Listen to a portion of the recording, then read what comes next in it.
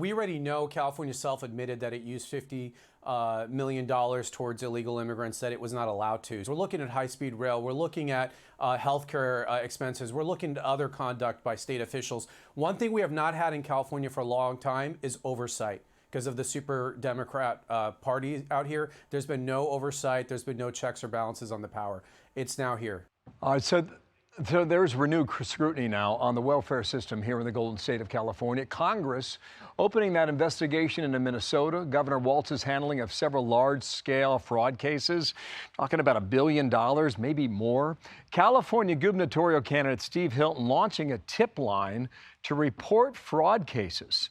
He tells the New York Post that whatever we're seeing in Minnesota is 1,000 times worse in California because of many more years of one-party rule by the Democrats. Let's get Steve Hilton to back that up. He joins me now live. And, sir, good morning to you. Good to be back in your state. I know you still love it here. 1,000 times is a lot. Where's that coming from? It may even be an understatement, Bill. Great to be with you. Sorry I couldn't be with you in person. I'm doing a debate this morning up here in San Jose. Look, we've had 15 years of one-party rule. We were the first state, California, to have a statewide sanctuary law. Look at the fraud and abuse we already know about.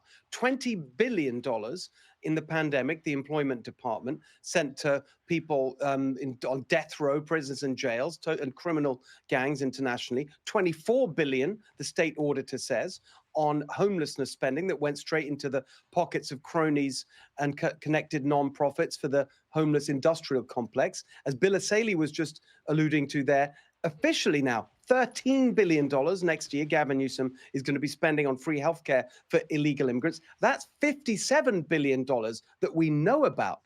Think about the rest, the massive bloated size of our bureaucracy, nanny state, welfare state here in California. That's why I've launched califraud.com, because in Minnesota, we saw for years, honest, decent, brave civil servants were trying to blow the whistle on the abuse that was going on there. Tim Walz and the Democrat machine silenced them, harassed them, and tried to cover it all up. We mustn't let that happen here. So I'm calling on every civil servant, every state worker in California who may know of shenanigans that are going on to go to califraud.com, anonymously tell us so that we know what's going on, so that when I'm governor, we can root it out and save taxpayers' money.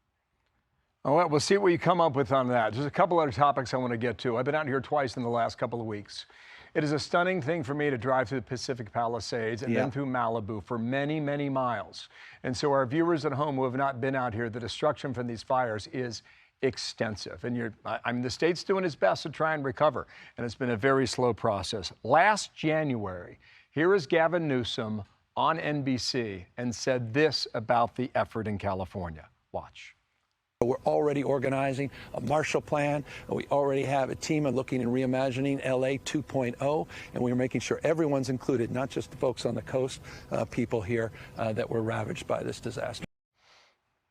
Okay, so after that, President Trump came to California. And yesterday, Gavin Newsom was in Washington, D.C. He said in January, real Donald Trump looked me in the eye on the tarmac, promising Angelenos that he'd help rebuild after the firestorms. 11 months later, he still hasn't delivered. That's why I'm headed to D.C. to push for a long overdue federal aid package for survivors. Will California get that, Steve? How do you see it? I'm sorry, Bill, but the level of lying and gaslighting now from Gavin Newsom is beyond a joke. It is disgusting. It is an insult to everyone who lost anything in the Palisades fire and the Altadena fire, because look at what he said there. You played the video.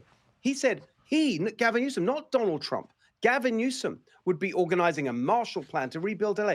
I was in the Palisades yesterday afternoon. We went to the first house that they touted as being rebuilt after the fires. Turns out it was permitted before the fires. It's not even a real home. It's a show home. And look at what's actually been happening on the ground in the Palisades. It's actually the president and his team who've done the job. The Army Corps of Engineers cleaning the toxic waste. Lee Zeldin and his team from the EPA. They did their job in record time. The federal government did its part. It's California, the feckless governor, the useless mayor, who've done nothing practically to deliver on the promises they made. That's why we're going to kick them out next year, Bill. We're sick of all this.